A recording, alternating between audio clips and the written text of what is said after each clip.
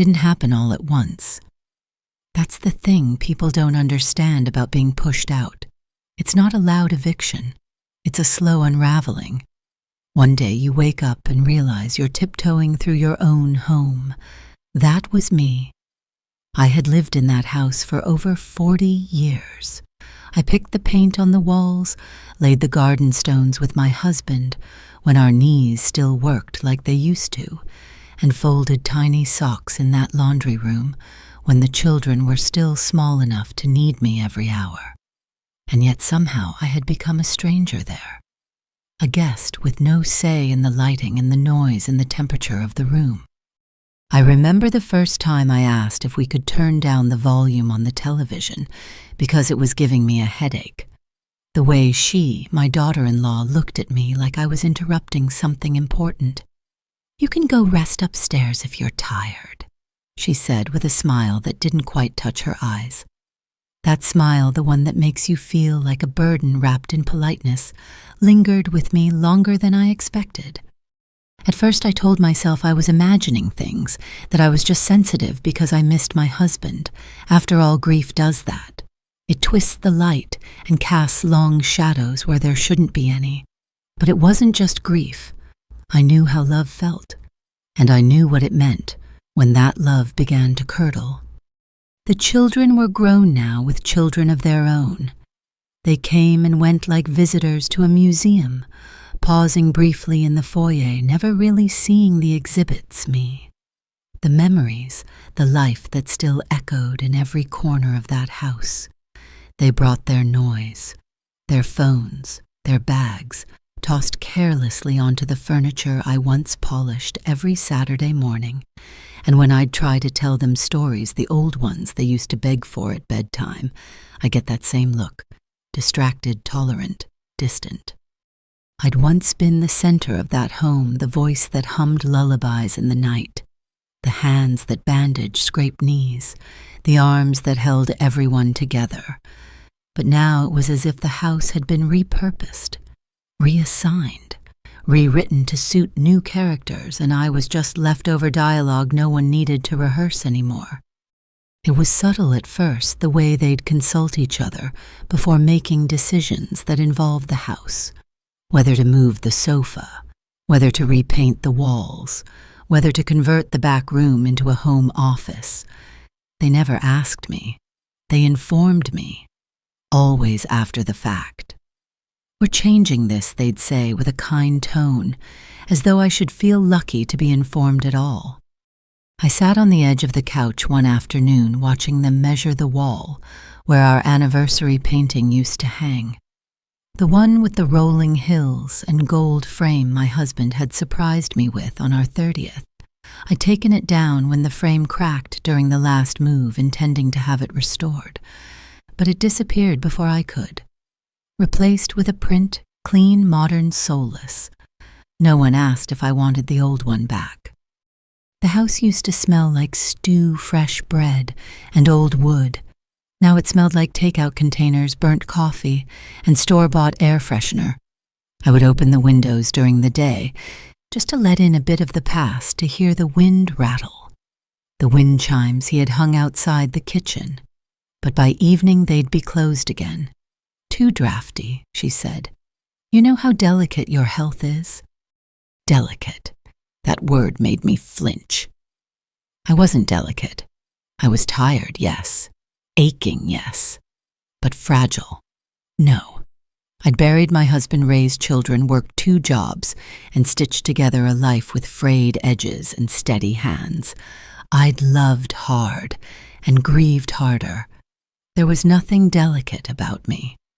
Still, they moved around me like I was made of porcelain, breakable, disposable, like the old china set we used once a year and then tucked away in a cabinet to gather dust.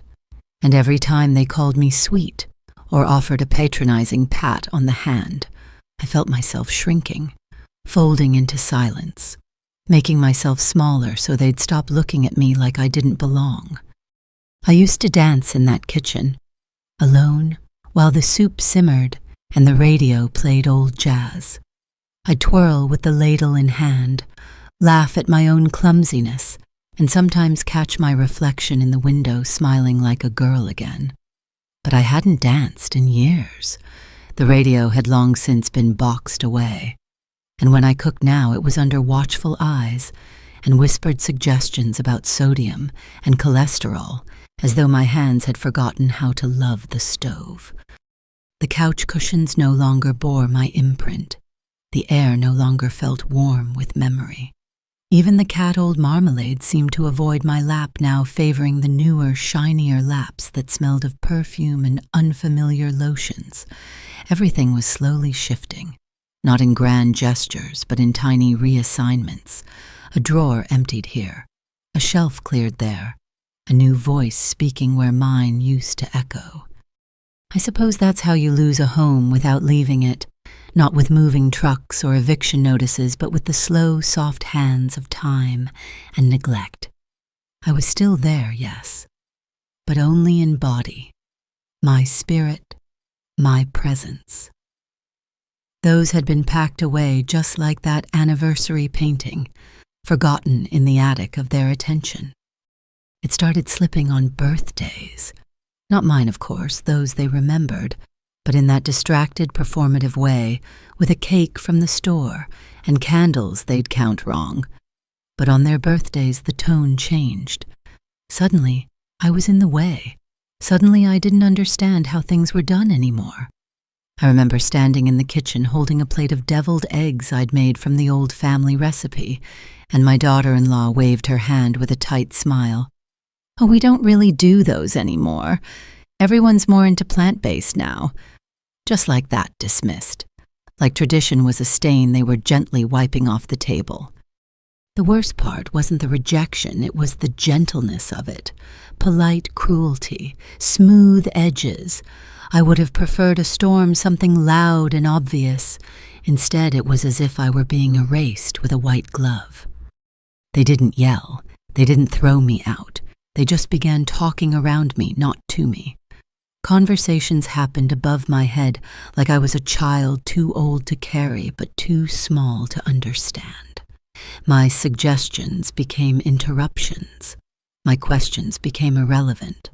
My stories, oh how I tried to tell them, became awkward moments, quickly covered with laughter or someone pretending to get a phone call. One evening, I was sitting in the living room during one of their dinner parties. Not my guests, not my plans. I'd simply been told to stay comfortable, which felt suspiciously like stay out of the way. The music was loud, the wine flowing, and I heard someone ask about the house. "It's hers," my son replied, nodding toward me with that same easy tone he once used when pointing to the cat. "We just live with her until we sort things out. No affection, no pride, just hers. Like I was a placeholder, a circumstance." I laughed to myself that night, a brittle, tired laugh. "They live with me," I whispered in the dark, not the other way around. But even as I said it, I didn't believe it. Not really, because the power had shifted. It wasn't mine anymore, even if the deed still bore my name. I had stopped hosting long ago. They said it was too much work for me, that I deserved to just relax, so they took over. And with them came noise and haste and screens left glowing in every room. The curtains I had hand-stitched were replaced with blackout blinds. My roses in the front yard were pulled out for something more drought-friendly. I came home one afternoon from a doctor's appointment and found them gone, just an empty patch of soil and a stiff apology. "We meant to talk to you," they said. "We thought it was best." No one who thinks something is best for you actually sees you anymore. They see an inconvenience, an obstacle, a box to check. The way I used to think about taking the trash out before raccoons got to it. Even the neighbors noticed. Sweet Eleanor next door asked me once why she hadn't seen me at the mailbox lately. I told her I didn't go out much now. "Oh," she said softly, "I always loved how you used to wear that big straw hat. You looked like someone with stories." And I had been. I was. But when no one listens, stories wilt. They gather dust in your throat until they taste bitter when spoken aloud. The hardest shift to name was the emotional one, when your own family stops seeing you as someone with feelings but rather a piece of architecture, something to work around. They smiled at me, but it was always the kind of smile you give to a photograph you can't remember taking. Fond, maybe, but hollow. Even the way they walked through the house changed. They didn't pause at the hallway lined with family pictures, didn't look twice at the marks on the kitchen door where we measured the children's heights. They moved quickly, confidently, as though the house had always been theirs, and I was just visiting, a relic from another time. They never asked how I was sleeping, never noticed that I started going to bed earlier, not because I was tired, but because I needed a place to hide. Somewhere I could exist without commentary. I'd lie there staring at the ceiling, remembering the way my husband used to snore softly beside me. That gentle reminder I wasn't alone. Now the silence was cold, a different kind of loneliness, one born not of absence but of disregard. There's something quietly violent about being tolerated instead of loved, like being served cold coffee and told it's a kindness. And I drank it day after day, pretending the bitterness didn't sting my tongue. But the truth was growing louder. Not in their voices, no, they stayed sweet, controlled, surface level. But inside me, a low, steady hum, the knowledge that I wasn't being included, I was being endured. And the thing is, I knew how to be invisible. I'd spent years putting others first. That's what mothers do, right? We wait until everyone's plates are full before serving ourselves. We learn to eat standing up, to listen without interrupting, to smile through the ache. But I thought naively that one day I'd be invited back to the table I built. That respect would return like a prodigal son. But it didn't. It never even called ahead. And still I stayed. Because that's what we do when we love people who forget how to love us back. We stay until the silence becomes unbearable, until the things left unsaid begin to build a wall too high to climb. I didn't speak up then, not yet. But the silence inside me was changing. It wasn't numb anymore. It was watchful. And when silence becomes alert, it is only a matter of time before it learns to speak. I don't think they ever understood what cooking meant to me. It wasn't just food, it was language, the only one I had sometimes. When my husband was still alive, the kitchen was where we healed. I fed him when words failed. I made his favorites when he was grieving, when he was tired, when he was joyful. My hands learned the rhythms of care long before I knew how to articulate it out loud. I cooked through every season of life, through poverty, celebration, loss, and everything in between. So when they began correcting me in my own kitchen, it didn't just bruise my pride. It broke something in me that was sacred. I remember standing at the stove one afternoon, stirring a pot of chicken and dumplings, his favorite, the one the children used to beg me for on cold nights. The scent alone used to draw them to the kitchen like bees to honey. That day I barely heard a word of thanks. Instead, she leaned over my shoulder and said, "You know, that's a lot of salt." I didn't look at her. I just stirred slower, like somehow the motion would shield me from the sting. "We're trying to be more heart-conscious," she added, with that clipped sweetness she always wore when making suggestions that weren't really suggestions. I nodded. I didn't argue, but inside a piece of me curled inward, like a burnt edge on a forgotten pie crust. I didn't add more salt after that. I didn't add much of anything. There were more moments. The time I offered to make the Sunday roast and was told, "Oh, we're trying plant-based for a while." Or when I made a peach cobbler my late summer specialty, and it sat untouched while they passed around some oat-based dessert from a box with the label still peeking from the trash. No one said a word, no compliments, no thank you. Just forks clinking against plates, and silence where warmth used to live. At first I kept cooking, out of habit, out of hope. I told myself they were adjusting, that maybe I needed to meet them halfway. I bought almond flour. I tried a lentil loaf that tasted like regret. I watched YouTube videos on modernizing Grandma's classics. I even let her rearrange my spice rack, though my fingers still reached for the old spots, like muscle memory that hadn't gotten the memo. But no matter what I made, it was never quite right. Too greasy, too traditional, too outdated. The food I once used to draw everyone together had become a wedge between us. And worse, they started cooking without me. I'd walk into the kitchen and find her humming to herself, making quinoa salad or sautéed kale, like I hadn't spent decades seasoning those very pans with stories and comfort. My knives were moved. My cast iron was soaked and left to rust. The pantry was reorganized, my baking tins buried behind protein powders and novelty gadgets I didn't know how to use. One day I opened the fridge and found my homemade pickle jars missing, the ones I had preserved just before my arthritis started acting up again. "Oh, I thought those were expired," she said casually. "There was no date." I stared at her. The jars were sealed, labeled, dated, just not in the way she recognized, because she didn't want to recognize it, because anything that came before her time in this house was irrelevant. They started meal prepping together on Sundays, laying out little plastic containers across the counter like soldiers, each labeled stacked pre-approved. I asked if they wanted help once, and my son smiled at me saying, "No need, Ma. You've done enough. Just relax." Just relax. 2 words that sound like kindness until you realize they're a command to disappear. So I stopped offering. I stopped cooking.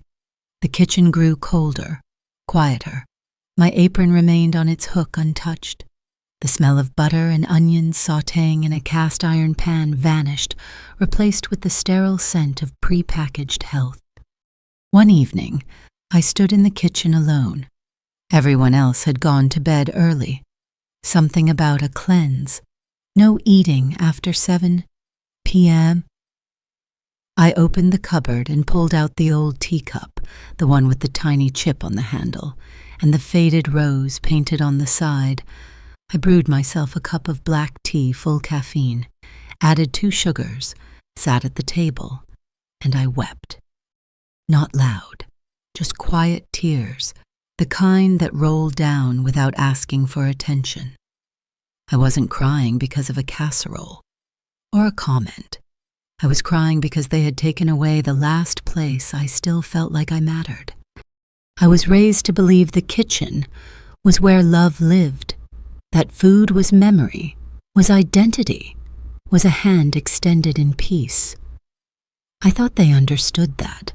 I thought they would protect that, but they didn't see it that way. To them, food was function, the kitchen was utility, and I was excess. So I made a decision right there in the silence. I would never serve anyone again who made me feel small for offering love. My cooking was not obsolete. It was simply unappreciated, and love, when consistently ignored, must learn to be offered elsewhere. I stood up, rinsed the cup, dried it with the towel they said was too old to keep using, and hung it back exactly where it belonged. They could have their meal plans and protein shakes. I'd keep my cobbler recipe and hand it down to someone who wanted it. And one day when the house was quiet again, truly quiet, they would miss that smell, that stew, that warmth. But by then I'd be gone. It was subtle, so small, so ordinary, that it might have meant nothing to someone else. But to me, it meant everything. That chair, the worn leather one by the window, with the faint tear in the seam and the soft indentation just where his shoulders used to rest, that chair wasn't just furniture. It was history. It was him. We bought it together the same year we downsized to this house. My husband had insisted on a recliner, something comfortable enough to fall asleep in, but I had my eye on something classier. After weeks of playful debate, we settled on that chair as a compromise, comfortable but dignified. We placed it right by the living room window, where the morning light poured in, and he used to sit there with his crossword coffee steaming beside him, muttering clues to himself and chuckling at the ones he couldn't solve. After he passed, I kept the chair there untouched. I sat in it from time to time, especially on the days when the loneliness came too thick to bear. It smelled like old leather and aftershave, and when I leaned back and closed my eyes, I could almost pretend he was still with me. But one evening, I walked into the living room and saw her sitting there, not resting delicately on the edge or asking if it was okay. No, she was settled, cross-legged, phone in hand, scrolling through some feed or another. Her elbows rested on the arms like they were hers. My son sat beside her on the couch, completely unbothered. I stopped mid-step. My heart caught in my chest. For a moment I thought I might say something. I opened my mouth, closed it again. Because how do you explain that a chair isn't just a chair? That it holds grief and memory and love all stitched into its seams? That every time I sat there, I whispered things into the cushion I couldn't tell anyone else? She glanced up and smiled. "This chair is surprisingly comfy. I see why you liked it." Then she looked back at her phone, and I became invisible again. I stood there feeling stupid, possessive, small, but also strangely violated. I didn't say a word. I just walked back to my room, shut the door, and sat on the edge of my bed with my hands in my lap. That chair had been the one place in the house where I still felt rooted.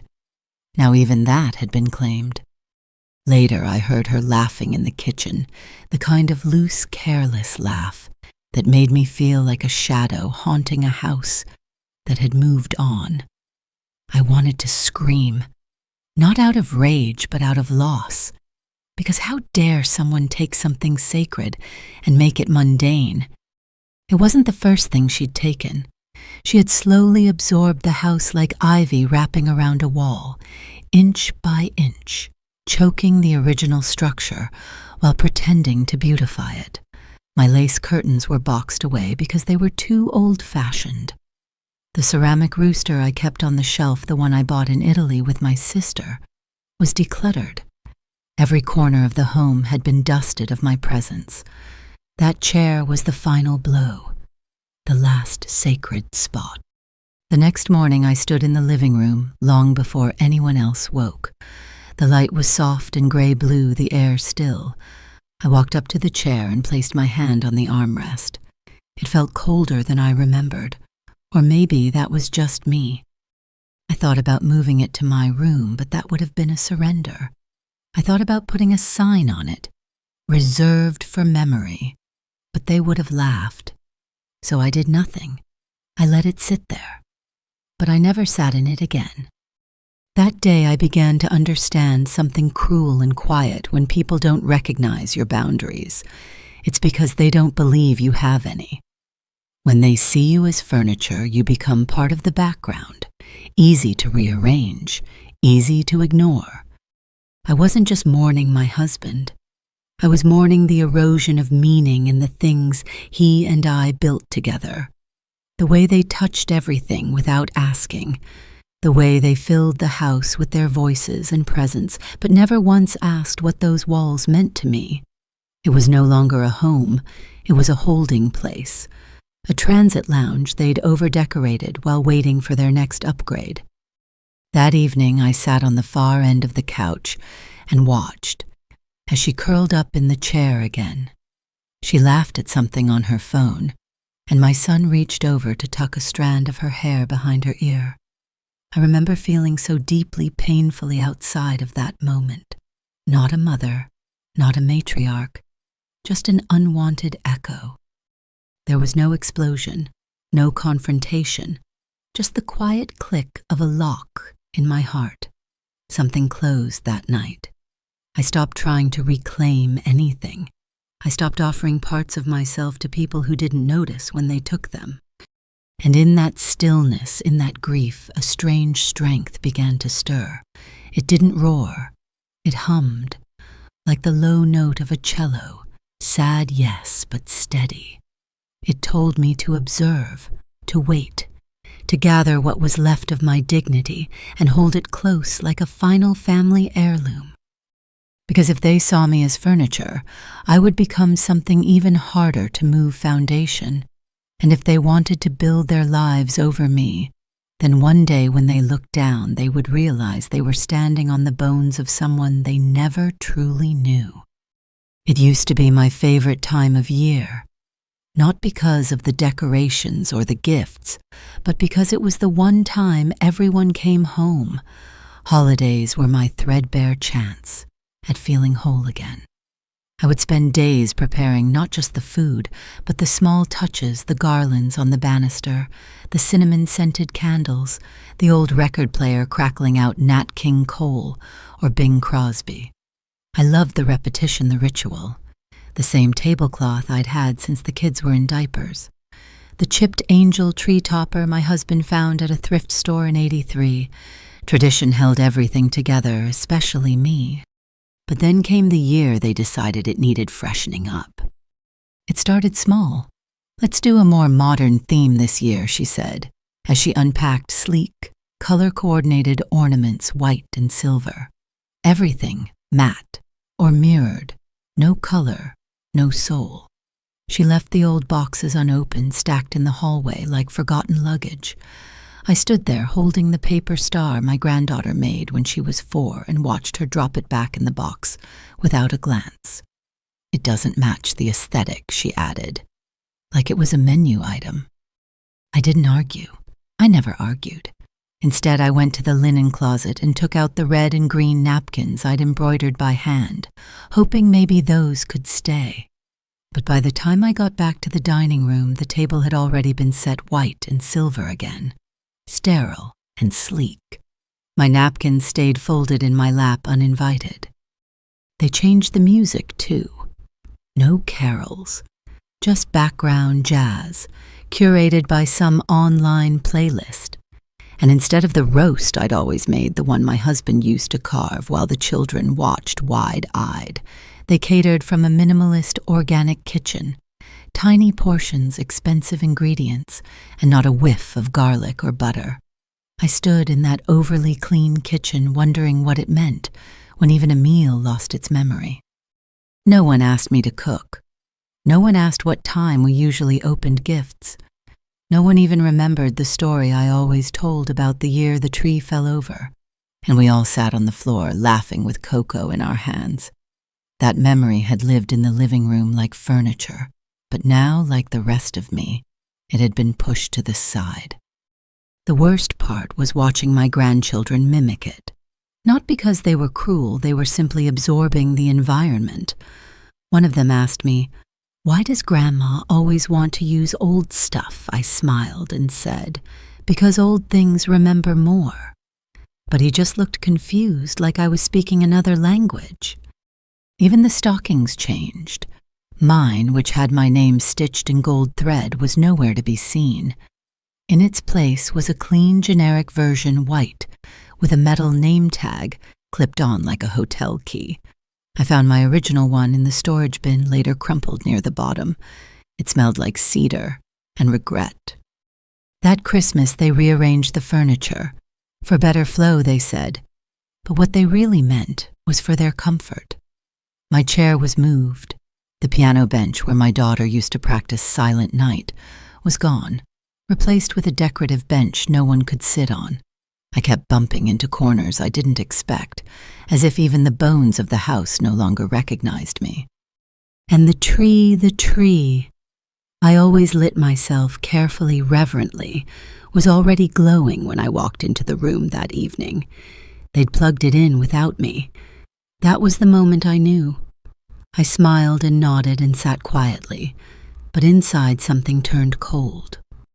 There's an art to being erased without anyone noticing. It's a slow thing, like snow covering a path you once walked every day. It muffles your footprints, swallows your presence, makes people forget you ever led the way. Later that night, when everyone was asleep and the house was dark, I crept into the living room and turned off the tree, not out of spite, just to feel the silence, to see what the room looked like in shadow and memory. I sat on the couch with my feet tucked under me, holding the old star I had salvaged from the box. It felt rough, handmade, imperfect, real. I wanted to hang it, just once. But I knew if they found it there the next morning, it would either be removed or ridiculed, and I wasn't sure which would hurt more. So I placed it back in the box, gently like laying a child to sleep, and pushed it deep beneath the others. The next morning they praised themselves for pulling off a beautiful Christmas. She looked at me and said, "Wasn't this so relaxing for you?" And I nodded because lying had become easier than explaining. But inside I was taking inventory. One by one they were chipping away at the things that made me feel like this was still my home, and I let them because I thought that's what mothers did. Gave and gave until there was nothing left but the echo of their own generosity. But that echo had turned hollow.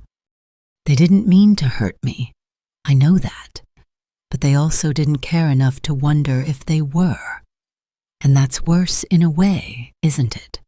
When someone doesn't even see that you're bleeding because they've decided your cuts don't count. So I made myself a quiet promise that night. No more rearranging me. No more erasing what matters. Let them decorate.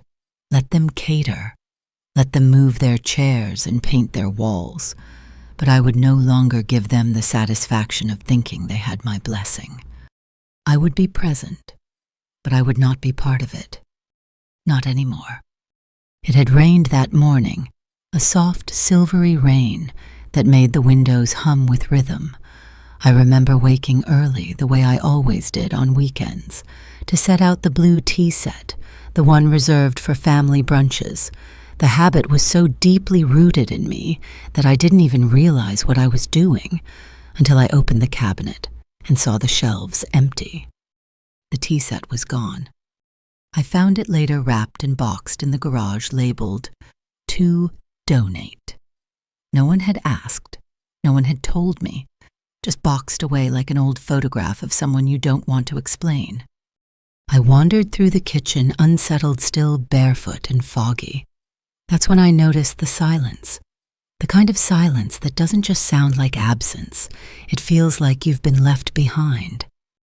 There was no scent of toast or eggs, no music, no footsteps. Then I saw the calendar, a small circled note in her handwriting. Brunch, 10 Sojo a.m., Café Marin. Café Marin, our cafe. We used to go there for special days, birthdays, anniversaries, even the rare Saturday when no one had plans. I used to wear my pale pink cardigan and order the lavender scones.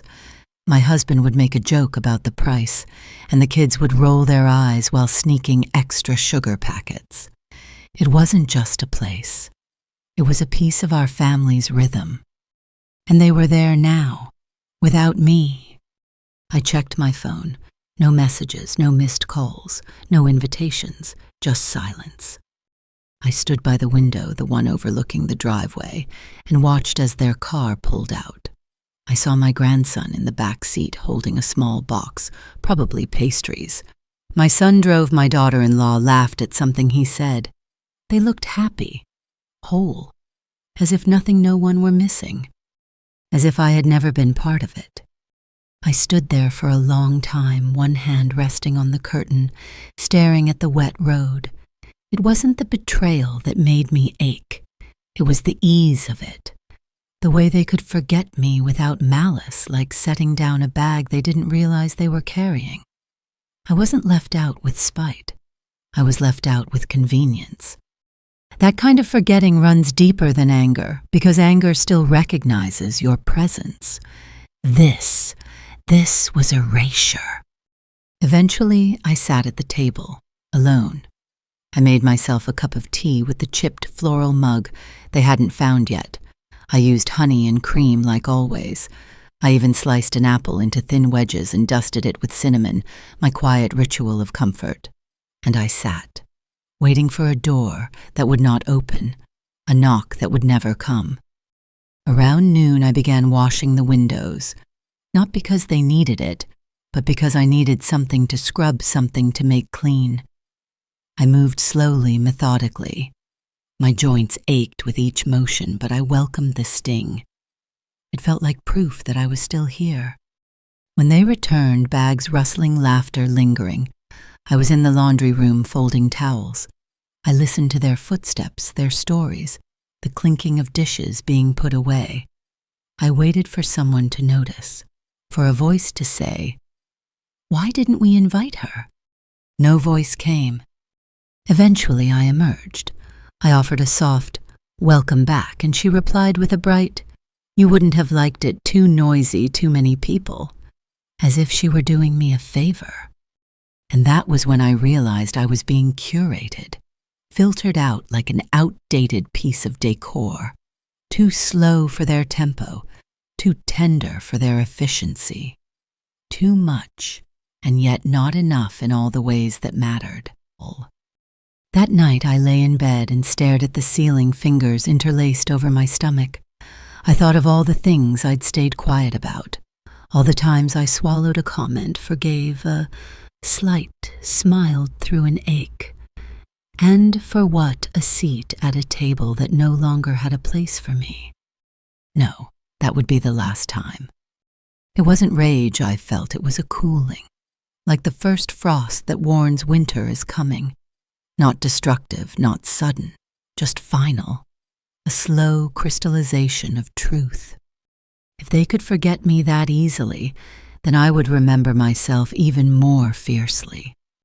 The next morning I removed my name from the grocery delivery account. I canceled the flower subscription they never noticed came from me. I turned off the notifications for the family group chat. I watched the ripples begin to move outward, quiet and invisible, like a tide retreating far beneath the surface. They hadn't invited me to brunch, and I wouldn't invite them to my sorrow. There was always some new plan, a renovation, a rearrangement, a reimagining of the space. That's what she called it, reimagining, as though the house I had built, lived in, cried in, laughed in, grown old in, was some blank canvas waiting for her touch. They started calling it the project behind my back. Not the home, not my home, the project. It began with the living room walls. "They're so dark," she said one morning, holding up paint samples in sterile shades, cream beige, something called winter fog. I told her I liked the warmth of the rosewood panels, how the wood reminded me of the old music room we once had. She smiled tightly and said, "Yes, but it's not really you anymore, is it?" I didn't know what she meant. I was still here, breathing, making tea, reading, existing. They painted over it while I was at a doctor's appointment.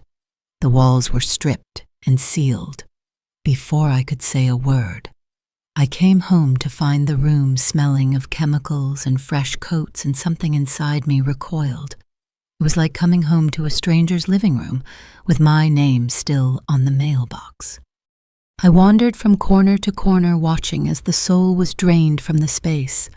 My floral curtains replaced with gauzy panels that fluttered like ghosts.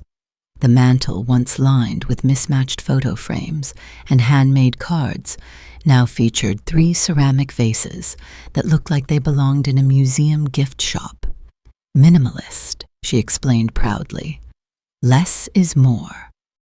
But less felt like less. Less memory. Less warmth.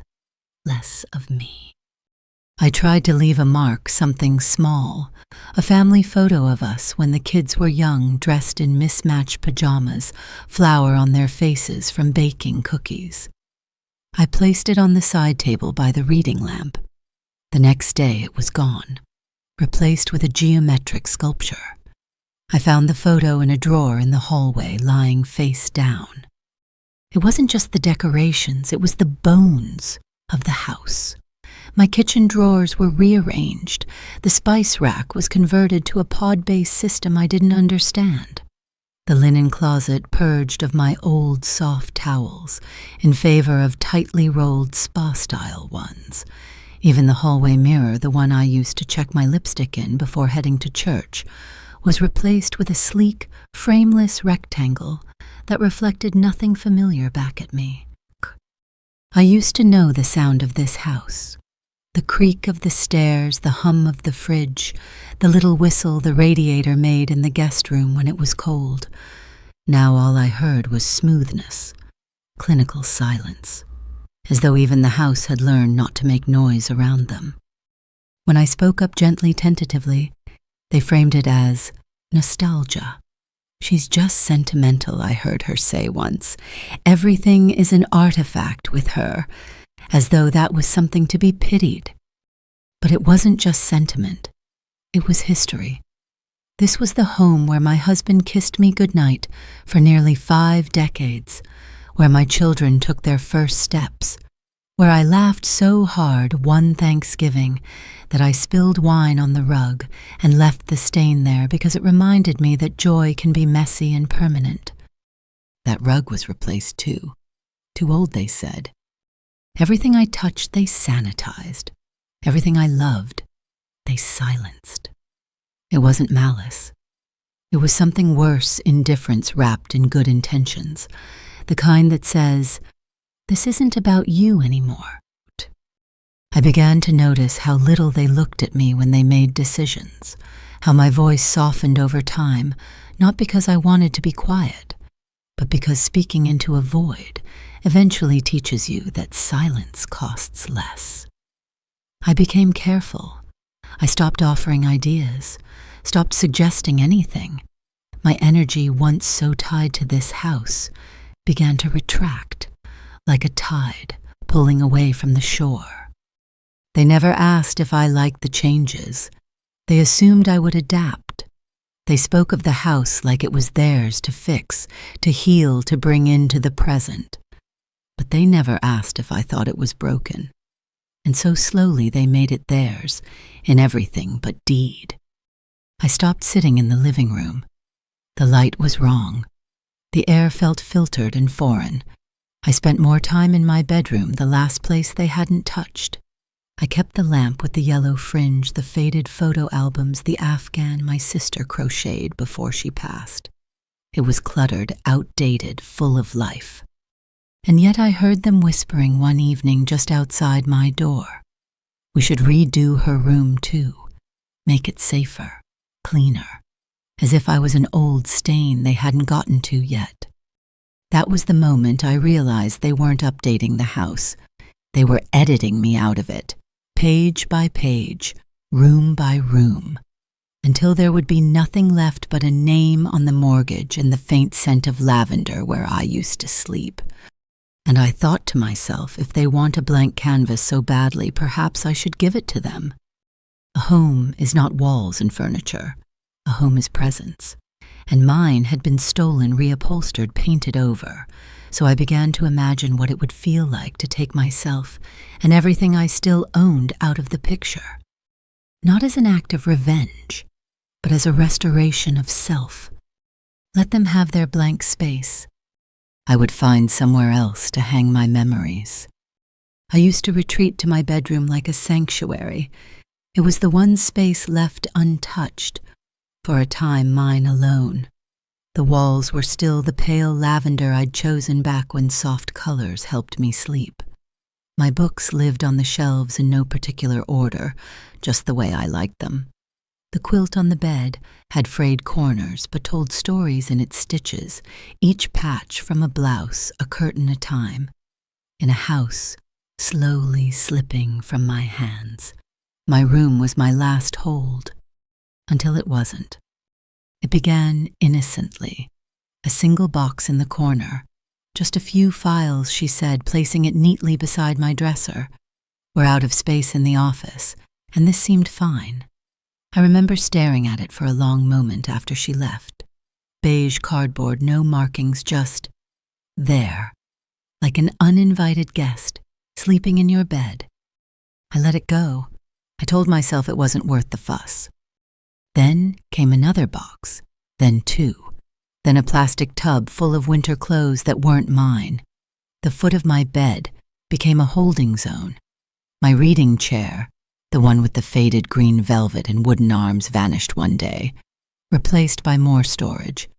I found the chair later in the garage stacked with patio cushions. Dust had already begun to settle in the weave. Just temporary, they kept saying. We're reorganizing. But it wasn't temporary. And they weren't reorganizing. They were expanding into me, into my space, my privacy, my personhood. I opened a drawer one day and found it filled with cord spare chargers and some ugly silver device I couldn't even name. My underwear had been moved to a different drawer without me knowing. I stood there staring at my own bureau, suddenly foreign. I was a tenant in my own sanctuary. They began knocking less when they came in. She'd barge in holding baskets of laundry, looking surprised to find me there, as if I were the one intruding. "Sorry, I just needed to grab this," she'd say, smiling already halfway to the closet where they had started storing extra linens. I didn't say much. What was there to say? Every protest I'd ever made had been answered with that gentle invalidation. "Oh, we didn't think you'd mind." Mind. How could I not mind being erased one box at a time? My bed, too, became a landing spot. Packages were dropped there, bags waiting to be unpacked. Even their cat started treating my quilt like a sun patch, curling up at the edge with no invitation. When I gently move him off, she'd call from the hallway. "Don't be mean to him. He loves your room." As if that somehow made it all right. The final straw came when I opened my closet and found my dresses pushed to one side, their hangers bent while a row of her coats took up the center. I ran my fingers over the sleeves, not recognizing a single fabric. Wool leather, something shiny with a belt I couldn't untangle. Not mine, not invited. That night I lay in bed, staring at the ceiling, the boxes casting faint shadows against the wall in the lamplight. I couldn't move without bumping into something that didn't belong. I could barely walk to the window without sidestepping their clutter.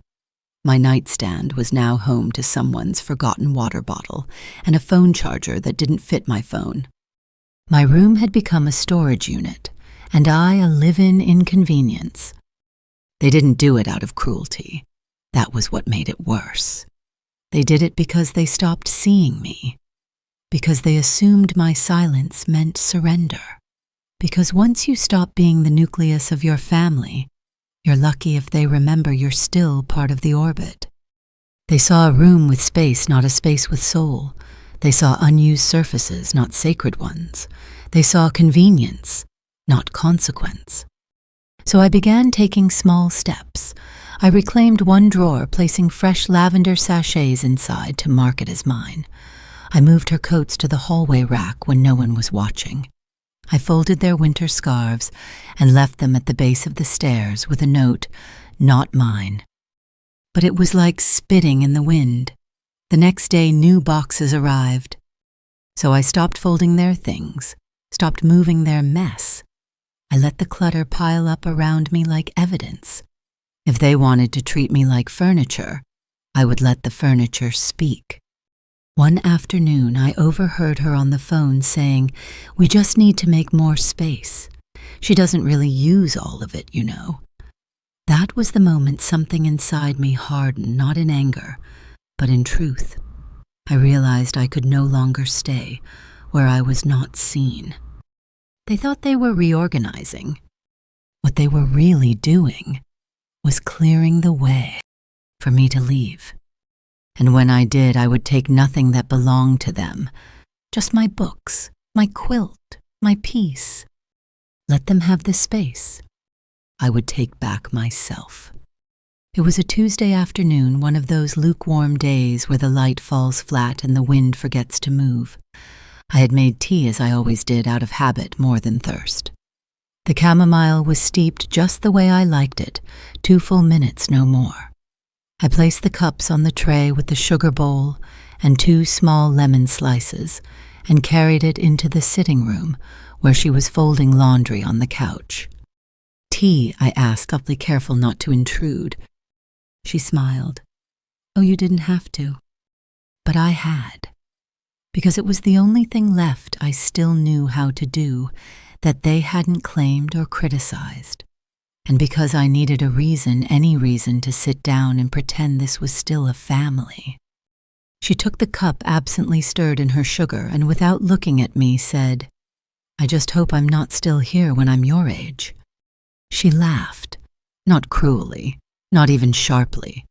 It was more like a throwaway remark, the kind of thing people say when they think you've stopped listening. But I was listening. I was always listening. I didn't say anything at first. I just sat there with my cup trembling slightly. As I lifted it to my lips, my fingers betrayed me. The tea tasted bitter, though I knew it wasn't. "I mean," she added, still folding, "it's not like you have anywhere else to go, right?" And there it was, the clarity, the heart of it. To her, I was a fixture, a figure, something placed in a corner of the house and left there to collect time. Not a person, not the woman who raised her husband, not the woman who made every holiday matter, who buried her own mother and still remembered how she smelled. I was just an older woman who had overstayed her usefulness.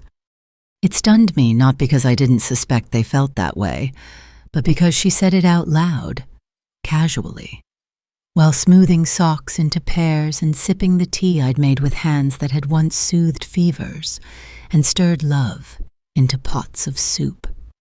And still I said nothing. I excused myself gently, walked to the bathroom and locked the door behind me. I didn't cry. I sat on the closed toilet seat and stared at the tiles, tracing the hairline cracks with my eyes. My knees ached. My spine felt stiff. My heart, though, it was quiet. Not shattered, not bleeding. Quiet. Because something in me had heard enough. That night I sat by the window and watched the house settle. They turned off the lights one by one. Her laughter drifted up the stairs. A TV murmured behind a door, and I sat there in my robe, my hands folded in my lap, my mind calm and still, and done. Done hoping for them to remember who I was. Done shrinking myself so they wouldn't trip over my needs. Done pretending that this house was still mine just because the papers said so. I began making lists. Not angry ones. Not revenge-fueled, just truths. What I owned, what I valued, what I would take with me, what I would leave behind. The tea set yes, the letters my husband wrote me during his army years, the quilt, my books, my sewing kit, the few keepsakes that carried me in them. The house, no. They'd already taken it room by room. But the home that lived in me, and I would carry it away, quiet as a breath, deliberate as dawn. Because that comment over tea didn't just insult me, it freed me. She hoped she wouldn't still be here at my age. I would grant her that wish. She could have the empty house, the modern chairs, the curated walls, and the silent, colorless kitchen. I would take what they forgot was valuable memory. Grace, the dignity they discarded so easily in pursuit of convenience, and I would leave them nothing they didn't earn. After that afternoon, the air between us changed, not abruptly, no slammed doors or shouting matches, but in that slow, creeping way that mold spreads behind wallpaper. I moved through the house like a shadow. No one asked where I'd been. No one noticed when I skipped dinner or stayed in my room for hours. I was there, yet not there. present in body, erased in purpose. They were busy, of course, always busy. Work meetings, grocery runs, school events, dentist appointments.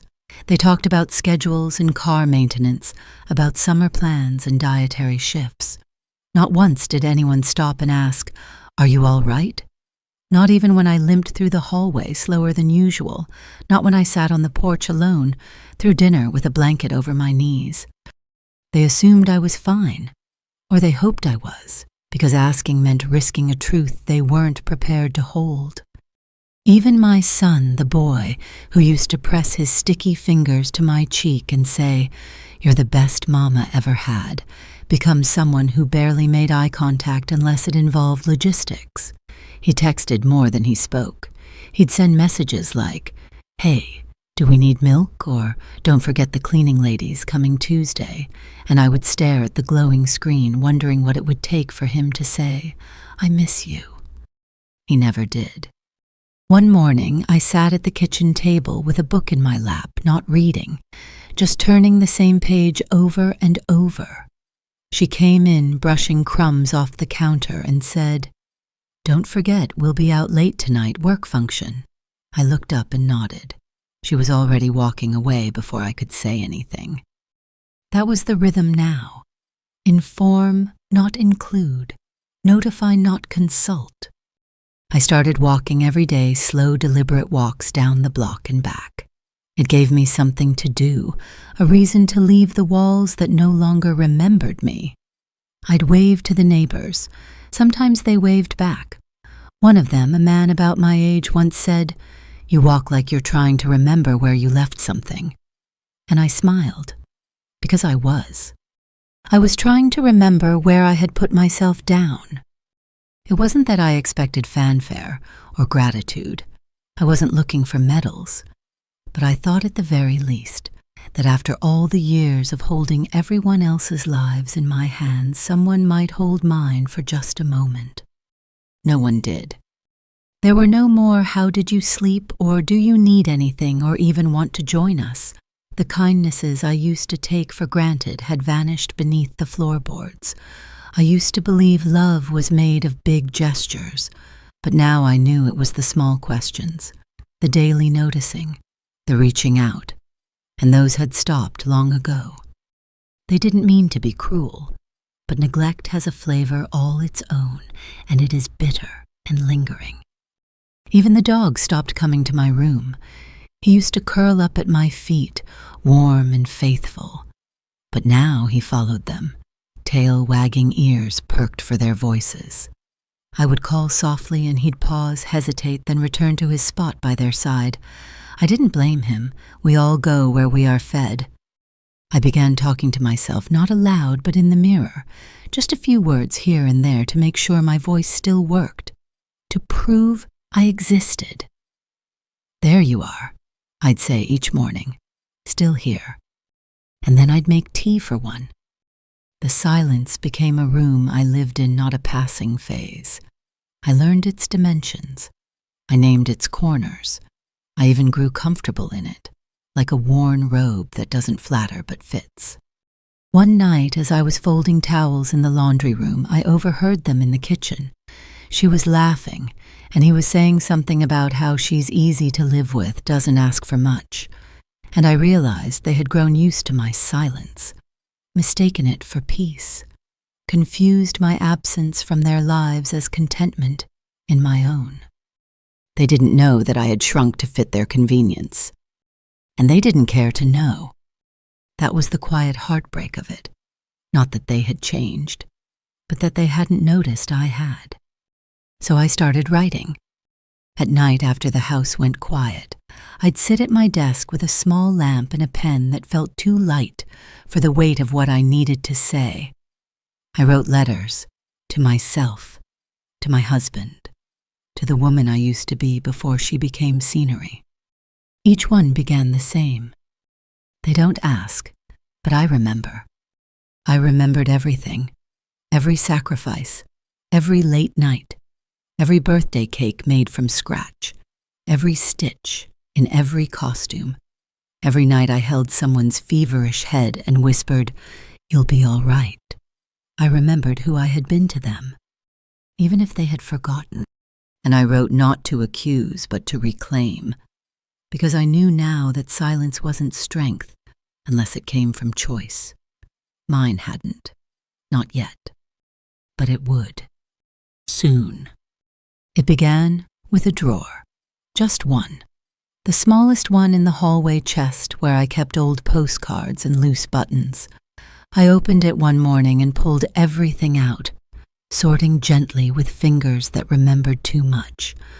I placed what mattered into a small box lined with tissue, the postcard from our honeymoon, the tiny pearl button from my wedding dress, a dried sprig of lavender pressed into a card that said, "Love you forever." I didn't tell anyone what I was doing. There was no announcement, no sharp movements, just the soft hush of decision settling into my chest. Over the next few days, I continued, a little at a time. I packed with the same tenderness I once reserved for swaddling babies, careful, deliberate loving.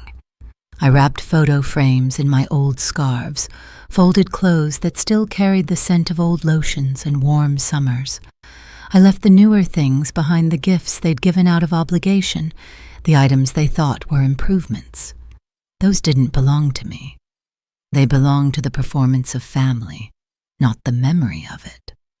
No one noticed at first. They moved around me like I was part of the architecture. Sometimes I'd stand at the door of a room just to see if anyone would ask where I was going or why I lingered. They didn't. One evening I carried a small suitcase into my room and left it beside the bed. The next morning it was still there, untouched, unnoticed. I packed my books, slowly leafing through each one before placing it into the box.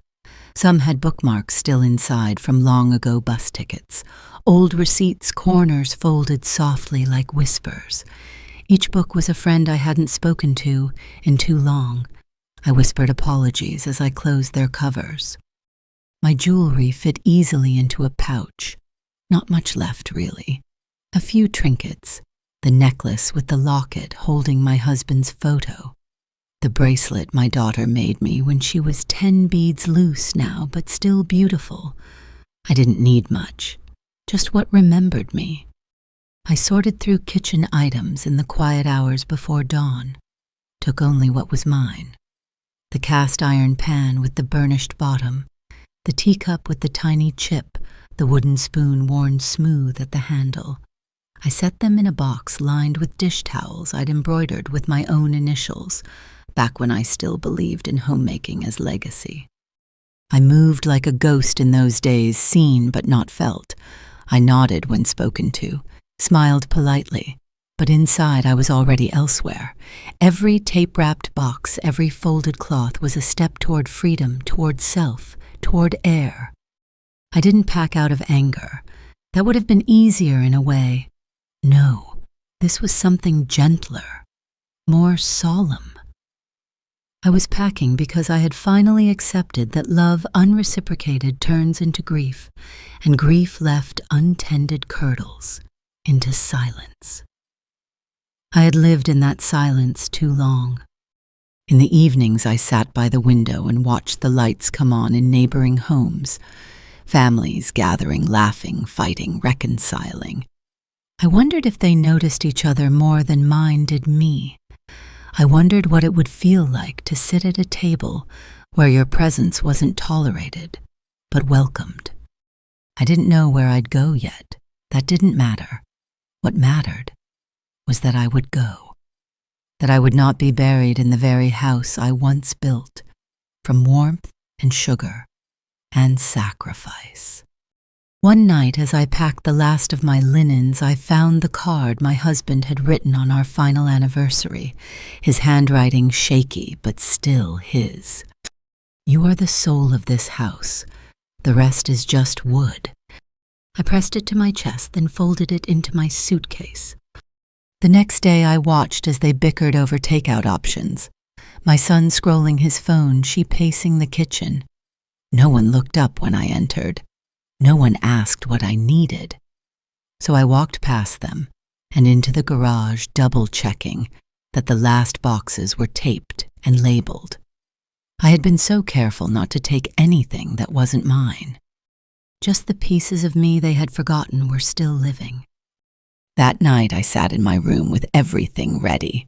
Not a mess, not a tantrum, just packed, quiet and final. The only sound was the soft rustle of paper and the old floorboards exhaling beneath me. I wasn't waiting for permission. I wasn't hoping for recognition. I was reclaiming motion. And I would carry with me not just the things they overlooked, but the parts of myself I had buried for their comfort. I would carry my memories, my recipes, my books, my stories, myself. Because I had started packing, and that meant I was already halfway gone. The office was smaller than I remembered. A simple building tucked between a florist and a bakery, the kind of place people pass without really seeing. I had been there before decades ago with my husband signing papers with nervous hands and full hearts, planning futures we believed would last forever. We had written wills back then, conservative kind, generous. We left everything to our children. It felt like the right thing, the loving thing. But now I returned alone. The receptionist was young, too cheerful, typing quickly with fake nails clacking against the keys. She asked if I had an appointment. I nodded and gave my name. She didn't know me. She didn't know I'd once walked in there with lipstick and dreams and a man beside me who called me darling in the lobby. They called me in quickly. The lawyer was older now, like me, but still sharp. His hair had thinned, and he wore glasses that made his eyes look too large for his face. But he remembered me. He stood as I entered and shook my hand with both of his. "You're looking well," he said.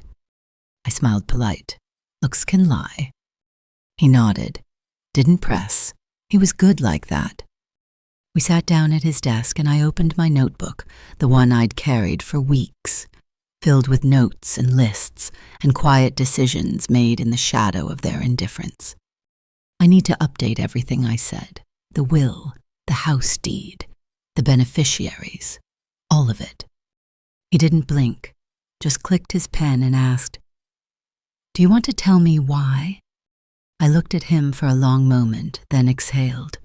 They treat me like a guest in my own home, and guests don't inherit. It felt good to say it out loud, like shaking dust from a forgotten curtain and finally letting the light in. He didn't look surprised, just opened a folder and started taking notes. We went through each item carefully. The house, the accounts, the bonds my husband had tucked away like secret blessings. I listed them with precision. I knew what was mine. I knew what I was giving away and what I was no longer offering. I named a new beneficiary, someone unexpected, a former neighbor's daughter who'd taken care of me one winter when I slipped on the stairs. She brought soup. She checked on me every day for a week. She listened when I spoke. "She's not family?" he asked gently. "She acted like it," I replied. We wrote it all down, every page, every clause. I was calm, clear. This wasn't revenge. This was reclamation. I wasn't punishing anyone. I was simply refusing to reward their absence. At one point, the lawyer looked up and asked, "Are you sure?" I was. I'd never been sure of anything. I gave them everything I said softly, and they treated it like it was already theirs. They forgot that respect isn't inherited. It's earned. We finalized the papers. I signed my name at the bottom of each page with a hand that didn't shake. I even pressed the seal on the envelope myself, a small wax circle that felt oddly sacred. Before I left, I paused at the door. "They won't understand," I said. He nodded. "Probably not. And they'll be angry." "Almost certainly." "But they won't be surprised," I whispered. He tilted his head. Because deep down, I continued, they know what they've done. They've just convinced themselves I'd never do anything about it. He said nothing, just held the door open for me, respectful to the very end. When I stepped outside, the wind lifted the edge of my scarf and I let it. I let the cold air touch my neck, let it remind me I was still alive, still capable of feeling. I walked past the florist, past the bakery with its sweet vanilla scent, and for the first time in years, I didn't rush home. I had nothing to explain, no one to report to. I sat on a bench in the park across the street and watched a child chase pigeons. Her laughter was shrill and wild and unapologetic. I let myself smile. I thought of the new will tucked safely in my bag, of the new story I had just begun writing, not with words, but with boundaries. I had changed my legacy, not out of spite, out of clarity. Because if they ever wondered what silence sounds like when it becomes action, they would hear it in the echo of an inheritance they never thought they had to earn. I chose a Tuesday, not for any sentimental reason, just for its plainness.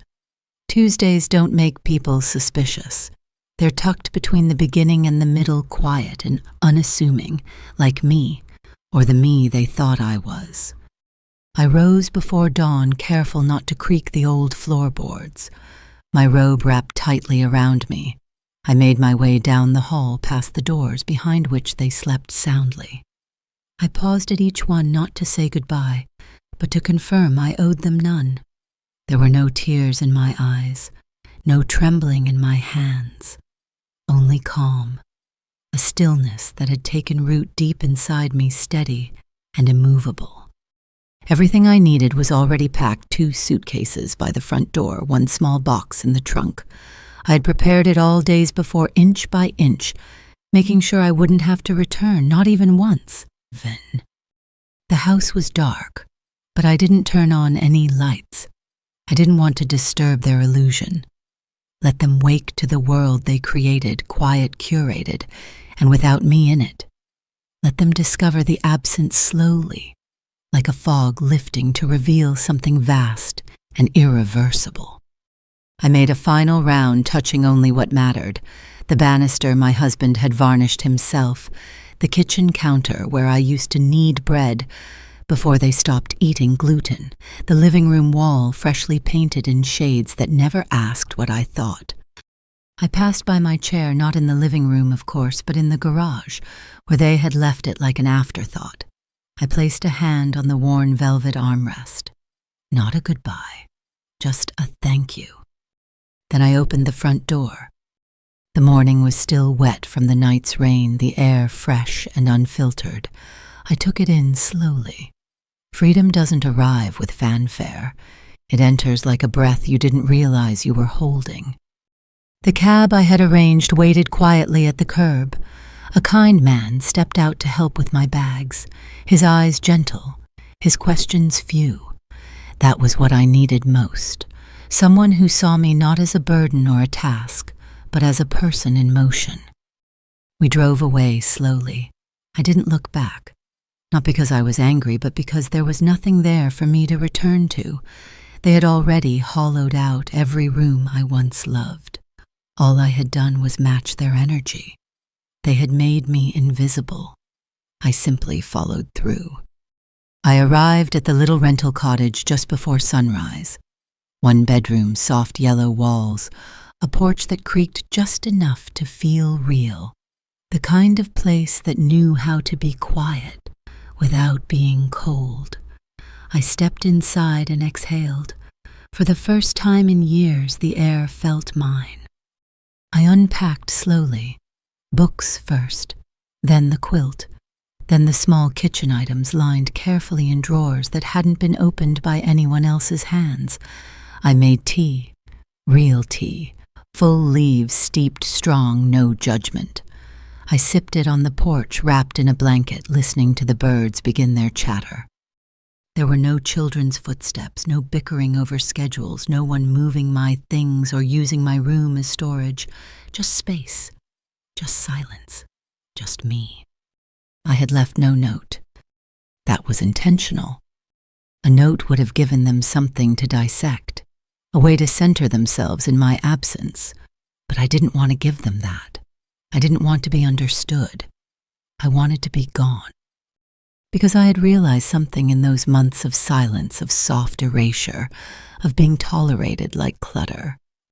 Sometimes the most powerful thing you can do is leave without explanation, because those who deserved your voice would have heard you before you ever had to raise it. And those who didn't, let them sit in the quiet they mistook for peace. Let them notice your absence only when they reach for your presence and find it gone. I didn't slam the door. I didn't make a scene. I just left. And in that leaving, I became whole again. I didn't want to leave anything behind. Not really. But something in me knew there needed to be a final line. Not for them to explain or to persuade, but for me to close the chapter with clarity, not noise. So I sat at my desk the night before I left and wrote a letter. Just one page. No accusations, no anger, only truth. I folded it neatly and placed it in the center of the dining table, where the vase of artificial flowers used to sit, before they decided even petals needed upgrading. It wasn't a farewell, it was a mirror. You treated me like a guest, so I left as guests do. I took only what was mine. The rest you already claimed. That was it, 4 lines. No signature, no drama, just the facts laid bare. I could imagine the scene as I wrote it.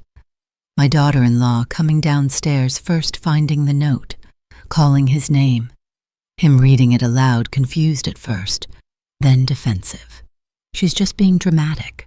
Followed by silence, long stretching silence, the kind that reveals everything left unsaid. I imagined them walking through the house, realizing how much was gone. The chair, the teacup, the books, the quilts. None of the large things, just the ones that mattered. The things that smelled like me, felt like me, were me. Let them feel the hollowness of the house without me inside it. Let them sit with the absence they carved slice by slice through carelessness and entitlement. Let them realize that comfort is not the same as belonging, and that what they had mistaken for compliance was simply grace. I didn't want apologies. I didn't believe in them anymore. People who see you as furniture don't suddenly start hearing your voice just because you speak louder. They only notice the silence after the music stops, and by then, the dance is already over. As I laid the letter down, I thought of my husband. What he would have said, how he would have held my hand and kissed my temple and said, "It's about time." He would have driven the car himself, lifted the suitcase, opened the door to that quiet little cottage and said, This is home." But he was gone, so I did it for both of us. When the sun rose and I walked out that front door for the last time, I didn't look back. Not because I wasn't sentimental, but because I had already mourned the house, the people, the story. I had already buried the fantasy of return. I had already said my goodbyes in 100 quiet ways, each ignored moment, each unanswered glance, each time they spoke over me or walked past me or borrowed something and never gave it back. The letter wasn't revenge. It was acknowledgement. It was me saying I was here. You didn't see me, but I was here. And now I am not. I imagined they might call, that the letter would stir something, that perhaps for a moment they'd realize the weight of what they'd lost. But I also knew they'd make excuses. She's being overdramatic. She'll come back. She's just trying to make a point. They wouldn't understand that I wasn't coming back, not to the house and not to the role they wrote for me, because I had rewritten the script, and my name was no longer a footnote at the end. They could keep the walls and the windows, the updated decor, the smart appliances and curated lives. I had taken what couldn't be boxed or sold. My autonomy, my memory, my worth. The letter would remain on the table paper light, but heavy with meaning. It wouldn't shout. It would simply exist, as I once had in that house, small, quiet, undeniable. The first night in the cottage was quiet in a way that didn't ache. It was clean quiet, a silence that held space instead of shame. I lit a candle not because anyone expected me to, but because I wanted to. The flame danced softly like it was breathing with me. For the first time in years, I sat in a room that didn't require permission to be myself. I didn't do much that evening. I put the kettle on. I unpacked one box of books. I folded my quilt over the end of the bed. I touched each object as though blessing it into this new space. There were no voices behind doors, no footsteps pacing outside my room, no one calling my name just to ask for something. Just me and the slow reclaiming of self. The windows looked out over a quiet street, lined with elder trees, their branches heavy with early summer green. I stood there for a while watching the dusk settle and let the tears come, not of grief, of release. My shoulders dropped. My breath deepened. I didn't realize how long I'd been holding myself up, bracing against the daily erosion. That night I slept deeply.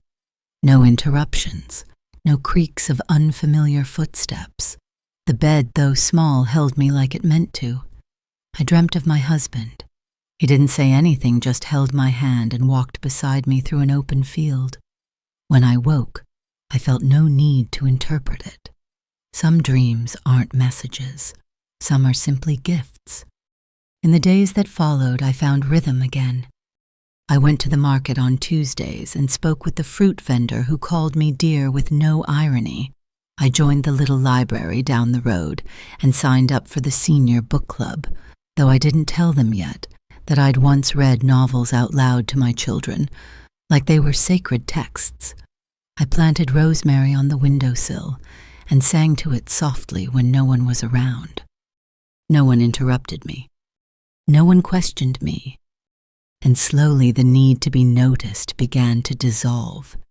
Because peace doesn't come from being seen by others, it comes from finally seeing yourself again and liking what you find. I still thought of them. Of course I did. Memory doesn't vanish just because you change the view. I wondered how long it took them to find the letter. If they read it together, if they sat in silence afterward. I wondered if they argued, if they blamed each other, if they blamed me. But I didn't wonder what they thought of me, not anymore. That part of me had gone quiet. I wasn't angry. I wasn't waiting for a call. I wasn't crafting the perfect comeback in my head anymore. I was simply living. One afternoon, I sat in the sunlight with my tea, and I thought about all the years I gave all the pieces of myself I handed over like they were nothing. And I didn't feel foolish. I felt proud. I gave freely. I gave fully. The mistake was thinking it would be returned in kind. But the gift itself, it was beautiful. And now I had stopped giving to those who no longer knew how to receive. Instead, I gave to myself. Time, quiet, grace, forgiveness. A neighbor knocked one morning holding a pie. "You're the new lady," she said. "We were all wondering when you'd come out of hiding." I smiled. "Not hiding," I replied gently, "just arriving." She laughed and handed me the pie. "Well, welcome." I placed it on my little table and looked around my small, imperfect, real home, and I realized this was not the end of something. This was the beginning, not loud, not triumphant, but true. I didn't need to raise my voice. I just needed to remember my worth. Some endings are just beginnings with the noise turned off. I gave them silence, and in it I found peace. The days are quieter now, but not empty. I wake when I wish. I sit where I please. I fill my time with small, ordinary joys like folding warm laundry or watching clouds move. There's power in choosing your own pace. in sitting with yourself and realizing you are enough, even when no one is clapping. I no longer wonder who I am without them.